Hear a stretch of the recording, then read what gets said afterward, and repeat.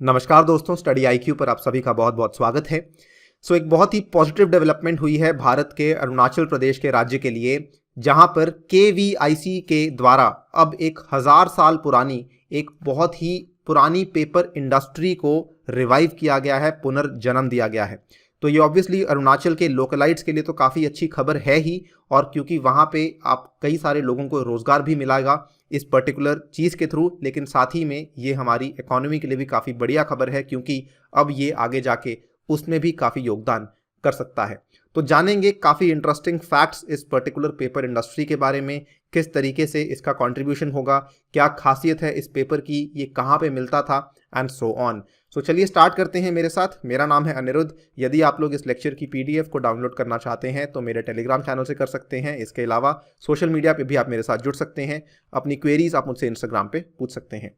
Study IQ app को download करना ना भूलें from the Google play store. और ऐप पे फिलहाल चल रही है रिपब्लिक डे की सेल, जिसके चलते आपको काफ़ी अट्रैक्टिव डिस्काउंट्स प्रोवाइड करवाए जा रहे हैं। यदि आप आने वाले यूपीएससी की तैयारी कर रहे हैं 2021 वाले की, तो इस पास्ट प्रीलिम्स डिस्कशन कोर्स को डेफिनेटली बाय कीजिएगा, जिसमें हमने पिछले 10 साल के पेपर्स को डिस्कस किया है।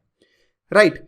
जिस पेपर की हम बात कर रहे हैं, असल में ये पेपर है मोनपा पेपर। मोनपा के बारे में आगे जाके आपको डिटेल में बताऊंगा। ये असल में एक अरुणाचल प्रदेश के तवांग डिस्ट्रिक्ट में रहने वाले कुछ तरह के शेड्यूल्ड ट्राइब्स हैं, जो कि इस मोनपा पेपर आर्ट को प्रैक्टिस करते आए हैं। जो ये मोनपा पेपर की आर्ट है, ये असल में हैंडमेड पेपर है जो कि बनाया जाता था, और ये लगभग 1000 साल पहले यहाँ पे बनाया जाने लग चुका था। इसके दृश्य आप यहाँ पे देख सकते हैं। This is the handmade paper जिसकी मैं आपके साथ बात कर रहा हूँ। और धीरे धीरे ये हैंडमेड पेपर की जो आर्ट थी, ये इतना इंटेग्रल हिस्सा बन गया ऑफ द लोकल कस्टम कि ये केवल उनका लोकल कस्टम ही नहीं रहा, इसके बाद ये उनके लिए एक तरीके से उनकी जीविका का स्रोत भी बन चुका था। इसको काफ़ी भारी मात्रा में प्रोड्यूस करने जाने लगा, और जब इसको प्रोड्यूस करने जाने लगा, इसके आसपास के कई सारे एरियाज़ में इसका एक्सपोर्ट भी शुरू हो चुका था। काफ़ी पुरानी बात है, लगभग 1000 साल पहले इसका एक्सपोर्ट तिब्बत में, भूटान में, थाईलैंड में और यहाँ तक कि जापान में भी होने लग चुका था। और क्योंकि उस टाइम पे इन देशों में कोई proper paper making industry available नहीं थी, तो अरुणाचल के इन पर्टिकुलर लोगों को काफ़ी अच्छा फ़ायदा भी होने लगा था। लेकिन धीरे धीरे क्या हुआ कि जो ये स्थानीय इंडस्ट्री थी, ये धीरे धीरे गिरने लगी, इसका डिक्लाइन शुरू हुआ, और जिसकी वजह से जो ये इंडिजिनस हैंडमेड पेपर था, इसकी अब लागत काफ़ी कम हो चुकी थी। एंड साथ ही में अब क्या हुआ कि चाइनीज़ पेपर मार्केट में आ चुका था, जिसकी वजह से इसने जो एग्जिस्टिंग मार्केट थी उसको कैप्चर कर लिया था। इसके बाद आप ये मान सकते हैं कि ये वाली जो इंडस्ट्री थी, जो मोनपा हैंडमेड पेपर इंडस्ट्री थी, ये पिछले 100 सालों में ऑलमोस्ट डिसअपियर हो चुकी थी।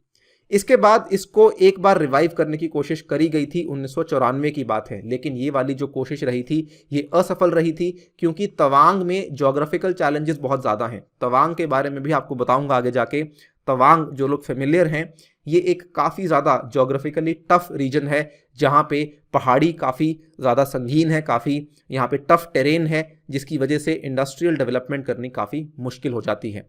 लेकिन अब केवीआईसी के द्वारा एक बहुत ही स्ट्रॉन्ग रिजॉल्व दिखाया गया है। इसकी जो हायर मैनेजमेंट है, इसने बहुत ही अच्छा यहाँ पे काम किया है, और फाइनली केवीआईसी ने इसको रिवाइव कर दिया है। आप देख सकते हैं, ये 26 दिसंबर की पीआईबी की न्यूज़ है। The 1000-year-old heritage art, the Monpa handmade paper of Arunachal Pradesh, जो कि एक्सटेंट हो चुका था, जो कि ऑलमोस्ट खत्म हो चुका था, ये एक बार फिर से जीवित हो चुका है because of the efforts of KVIC. यहाँ पे आप देख सकते हैं, ये दृश्य हैं किस तरीके से कि लोगों को दोबारा से इस पेपर इंडस्ट्री में दोबारा से रोजगार देने की बात चलाई गई है, और कई सारे लोग हैं जिनको यहाँ पे रोजगार मिल भी रहा है। ये कुछ दृश्य हैं जो कि केवीआईसी के द्वारा ऑफिशियली शेयर किए गए हैं, जो कि हम आपके साथ शेयर कर रहे हैं। ये वाले दृश्य में आप देख सकते हैं किस तरीके से लोग काम कर रहे हैं। ऑलरेडी केवीआईसी ने 9 कारीगरों को यहाँ पे रोजगार दे दिया है, जो कि एक दिन में 500 से 600 sheets of Monpa handmade paper को बनाना शुरू कर सकते हैं। और साथ ही में ये जो लोग यहाँ पे काम करेंगे, इनको इनके काम के लिए पगार भी दी जाएगी। 400 रुपये प्रतिदिन इनको यहाँ पे पगार मिला करेगी। एक और दृश्य आप यहाँ पे देख सकते हैं, इनॉग्रेशन का ये पर्टिकुलर फोटो है, जिसमें कि केवीआईसी के कुछ लोग हैं, और साथ ही में एक रिसर्च इंस्टीट्यूट है जो कि असल में काफ़ी लंबे समय से यहाँ पे काम कर रहा था, जिनके कुछ लोग भी यहाँ पे अवेलेबल हैं। नाउ ये जो केवीआईसी के द्वारा इतना बड़ा काम किया गया है, ऑब्वियसली इससे हम जो पुरानी आर्ट थी, जो पुरानी संस्कृति थी, उसको तो रिवाइव कर ही रहे हैं, लेकिन साथ ही में इस बार जो है जो लोकल यूथ्स को, आपको मालूम होगा हमारे नॉर्थ ईस्ट इंडिया में लोकल जो यूथ है वो काफ़ी ज़्यादा अनएम्प्लॉयमेंट फेस करती है, तो कहीं ना कहीं जो लोकल यूथ है वो भी इसमें एंगेज होंगे और वो इसमें प्रोफेशनल डेवलपमेंट तो होगी ही, साथ में ही इनको कुछ कमाई का साधन भी मिल जाएगा। जैसा कि मैंने बताया, the unit was inaugurated bye KVIC chairman Shri Vinay Kumar Saxena in presence of local people and officials. Also मैंने आपको बताया जो यहाँ पे वैज्ञानिकों की टीम थी ये असल में डिप्लॉय करी गई थी from the Kumarappa national handmade paper institute जो कि जयपुर में लोकेटेड है। इनकी टीम यहाँ पे गई थी जिनके एफर्ट्स की वजह से ये इंडस्ट्री अब फाइनली रिवाइव हो पाई है। यहाँ पर इस पूरे के पूरे मूव की अहमियत एक्चुअली काफ़ी ज़्यादा है। ऑब्वियसली इसकी ऐतिहासिक और धार्मिक अहमियत तो है ही, क्योंकि ये वाला जो पेपर था ये कहीं ना कहीं जो बुद्धिस्ट स्क्रिप्चर्स थे उस टाइम के और जो बुद्धिस्ट हिम्स थी उनको इस पेपर के ऊपर लिखा जाता था। लेकिन इसके साथ ही में इस पेपर की अहमियत और इसलिए भी है बिकॉज अब जो ये पूरा का पूरा पेपर यूनिट बनाया जाएगा ये एक प्रशिक्षण केंद्र की तरह भी काम करेगा जो स्थानीय यूथ हैं उनके लिए। साथ ही में जो ये पूरा का पूरा पेपर है it will be made from the bark of a local tree called Shugu Sheng which has medicinal values too. तो कहीं ना कहीं हम अपनी नेचर की मेडिसिनल वैल्यूज़ का इस्तेमाल भी करेंगे इस पेपर को मैन्युफैक्चर करने में। ये वाला स्टेटमेंट है जो कि दिया गया है केवीआईसी के द्वारा।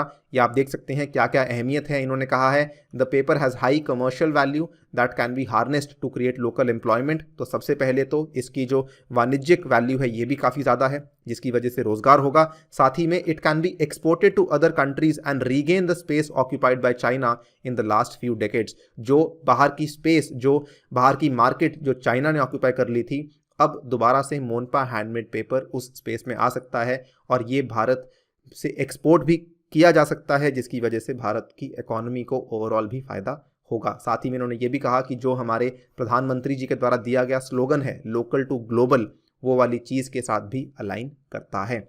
यहाँ पे केवल ऐसा नहीं है कि इसमें अभी और चुनौतियां फेस नहीं करनी पड़ेंगी। देखिए चुनौतियां तो अभी भी काफ़ी फेस करनी पड़ी बिकॉज जब इस पूरे के पूरे इक्विपमेंट को ट्रांसपोर्ट करना था वो काफ़ी मुश्किल टास्क था। मैंने आपको बताया कि 94 में जब इसको रिवाइव करने की कोशिश करी गई थी उस समय भी जो टास्क ये मुश्किल इसलिए हुआ था because of the difficult mountainous terrain and the inclement weather conditions. और वो चीज़ें आज भी वैसी हैं, बस फ़र्क केवल इतना है कि आज तकनीक इतनी बढ़ चुकी है कि वहाँ पे इन मशीनों को ट्रांसपोर्ट करना आसान हो चुका था। अच्छी बात ये थी कि इसमें जो राज्य सरकार है अरुणाचल प्रदेश की, उन्होंने काफ़ी सपोर्ट किया प्रोजेक्ट के लिए और इन्होंने एक बिल्डिंग भी दी है भारतीय सरकार को on a nominal rent to set up the unit.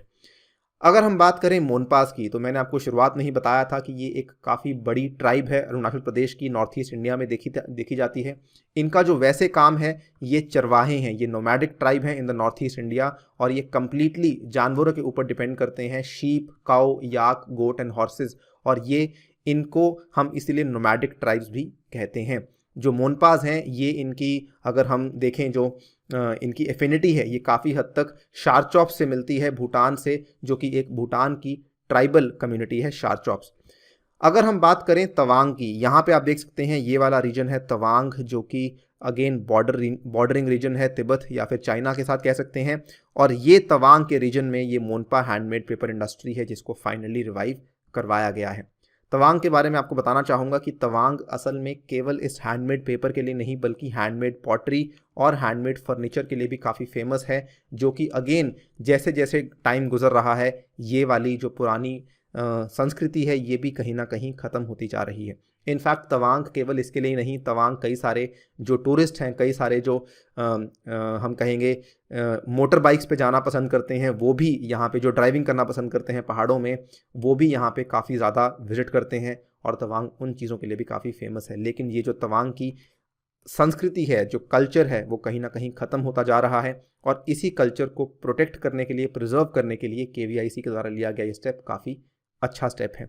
ये देखिए सक्सेना जो कि केवीआईसी के चेयरमैन हैं, इन्होंने कहा है revival of handmade pottery will be taken up on priority under the Kumhar Sashaktikaran योजना वेरी सून। यानी कि जो आर्टिजन्स को एम्पावरमेंट करने के लिए जो हमने योजना चलाई है, उसके अंतर्गत हम हैंडमेड पोट्री को भी रिवाइव करने की पूरी कोशिश करेंगे। Finally talking about KVIC, KVIC एक स्टैट्यूटरी बॉडी है, आपको मालूम होना चाहिए, जिसको कि दूसरी पंचवर्षीय योजना के दौरान बनाया गया था गवर्नमेंट ऑफ इंडिया के द्वारा under the act of parliament KVIC 1956, और ये काम करती है ministry of micro small and medium enterprises के अंतर्गत। यही जानकारी आपको देनी थी। आई होप आपको काफ़ी कुछ जानने को मिला होगा regarding this great step taken by KVIC. Thank you for listening, stay tuned and stay safe.